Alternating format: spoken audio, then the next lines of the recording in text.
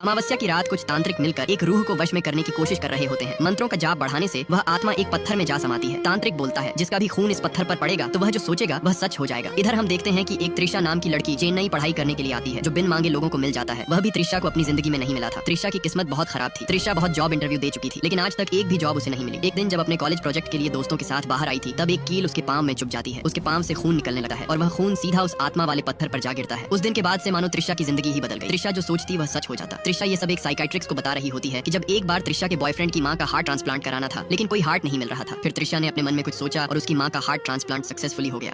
Trisha doctor को बताती है कि उसके ऊपर एक बुरी आत्मा का साया है। वो जो सोचती है वह सच हो जाता है। ऐसे ही एक दिन जब त्रिशा अपनी बॉस के बारे में सोचती है कि यह मर जाए और उसी पल उसकी बॉस बिल्डिंग से कूदकर अपनी जान दे देती है। त्रिशा डॉक्टर को यह सब कुछ बता ही रही होती है कि तभी उसे कुछ याद आता है। एक दिन जब त्रिशा का बॉस एक लड़की को छेड़ रहा होता है तब त्रिशा वहाँ आ जाती है और बोलती है लड़कियों का फायदा उठाते हो और अपने आप को मर्द कहते हो, इससे अच्छा तो मर ही जाओ। त्रिशा को भी नहीं पता था कि उसने गुस्से गुस्से में क्या बोल दिया। बाद में जब त्रिशा को एहसास हुआ तो वह अपने बॉस की जान बचाने पहुंच गई। त्रिशा के बॉस की मौत उसके पीछे ही घूम रही थी। त्रिशा अपने बॉस को कॉल करके समझाती है लेकिन उसका बॉस त्रिशा पर और गुस्सा हो जाता है और गाड़ी रोक देता है। तभी ऑटो में से 3 लोग निकलकर उसके बॉस पर हमला कर देते हैं। उसका बॉस गोलियां चलाकर उन्हें भगा देता है और त्रिशा से माफी मांगता है कि इतने में ही एक चद्दर सीधा उड़ते उड़ते आता है और सीधा उसके बॉस की गर्दन उड़ा देता है। त्रिशा की कहीं कोई बात झूठी नहीं हो सकती।